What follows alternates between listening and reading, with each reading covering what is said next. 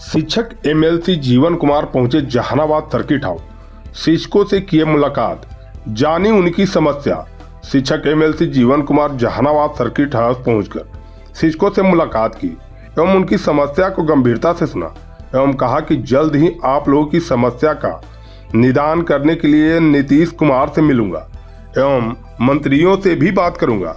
जीवन कुमार ने और क्या कुछ कहा, आइए आपको सुनाता हूँ। हाँ, शिक्षक लोगों से मिले, क्या इनकी मांगे और क्या इस पे? देखिए, अभी हमारे बीच जो थे हाई स्कूल के कुछ टीचर थे, भीतरहित के कुछ टीचर थे, तो करीब 40-50 लोगों से अभी जो मुलाकात हुई, उसके मुलाकात के दौरान जो बातें हुई उसमें ये छन के आया कि जो सरकार की कमेटी की बातचीत चल रही है कि सरकार भाई नए जो हमारे नियोजित शिक्षक हैं, उन जो विशिष्ट नियमावली में आने वाले हैं, उनका ट्रांसफ़र का या फिर उनका पदस्थापन का क्या रूलिंग रहेगा, तो उससे बड़ा चिंता का एक माहौल बना है। और चिंता के माहौल को दूर करना हमारी भी जिम्मेवारी है, सरकार की भी जिम्मेवारी है। सबसे बड़ी बात यह है कि देखिए, जो नियोजित शिक्षक कहीं जा रहे हैं तो फिर उनके पद पे जो है फिर कोई नया नहीं आ पाएगा, तो ये प्रॉब्लम है कि फिर उनके ट्रांसफ़र में आगे दिक्कत होगी। तो एक बार मान लिया कि कोई शिक्षक किसी कारण से, कोई तात्कालिक कारण से कहीं ट्रांसफ़र लेते हैं तो फिर उनको कहीं दिक्कत आएगी तो फिर वो ट्रांसफ़र नहीं ले पाएंगे। तो कहीं न कहीं इन चीज़ों में ये दिक्कतें आ रही हैं, इसके चलते लोग भयभीत हैं, सशंकित हैं। और सरकार भी सदन में भी अपनी बात को रखने का काम किए। सदन में सरकार ने कहा है कि हम गंभीरतापूर्वक ले रहे हैं और मान के चलिए कि हम समस्या को सुलझाने का काम कर रहे हैं, उलझाने का काम नहीं कर रहे हैं।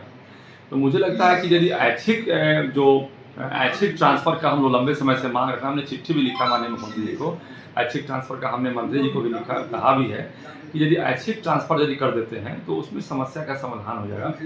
जो जहाँ शिक्षक चाहे ऐच्छिक ट्रांसफ़र के यहाँ से डाल दें। एक बात और भी है, उसमें ये एक बात है कि भाई 40 साल से 50 साल से जो ऊपर के शिक्षक हो गए, उनका एस्टैब्लिशमेंट है, एस्टैब्लिशमेंट कॉस्ट भी एक आता है, तो नए जगह जाएंगे तो एक नया एस्टैब्लिशमेंट कॉस्ट उन पर आ जाएगा, तो सैलरी उतने नहीं मिलते हैं कि जिससे कि वो एस्टैब्लिशमेंट को बियर कर सकें, तो वहाँ दिक्कतें आएगी। इसलिए ऐच्छिक ट्रांसफ़र जो है एक सबसे बेहतर विकल्प है। और एक और दिक्कत जो बड़ी आ रही है समाज में, पूरे बिहार में हम देख रहे हैं, हम तो कई स्कूलों में भी और समाज के लोगों से मिल रहे हैं, तो वहाँ एक दिक्कत आ रही है। जो बीपीएससी के जूनियर जो टीचर हैं, जो काफ़ी अभी बहाली हुई है, और जो नियोजित शिक्षक लंबे समय से काम कर रहे हैं, तो एक उनका अनुभव भी हो गया। 10 साल 15 साल पढ़ाने के बाद एक स्वतः अनुभव भी हो जाता है। देखते हैं, कोई ट्रेनिंग 3 साल के बाद, कोई 6 साल के बाद, कोई 3 साल कोई ट्रेनिंग होता है, प्रोबेशन पीरियड का कोई 2 साल का होता है, कोई 1 साल का होता है।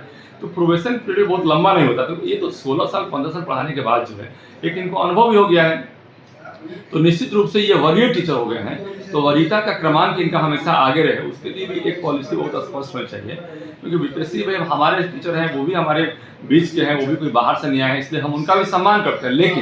लेकिन जो लंबे समय से शिक्षक पढ़ा रहे हैं, जो नियोजित हैं, उनका वरीयता के मामले में उस सीनियर उनका होना जो है ये बेहतर है, क्योंकि उनके जो अनुभव देखे गए हैं अभी तक के जो रिकॉर्ड्स के हिसाब से, वो काफ़ी अनुभवी है और पढ़ाई लिखाई में भी काफ़ी अव्वल है। खासकर हम हाई स्कूल की जब बात करते हैं, हम +2 की बात करते हैं स्कूलों में, तो उनके क्वालिफिकेशन पे कोई चैलेंज नहीं कर सकता है। आज तक जो भी उनका जो क्वालिफिकेशन का आप कहीं भी देखिए कि मीडिया के माध्यम से या कहीं भी किसी माध्यम से कोई सवाल जवाब किया गया, तो कहीं उनको आप ये नहीं कर सकते कि वो कमज़ोर है।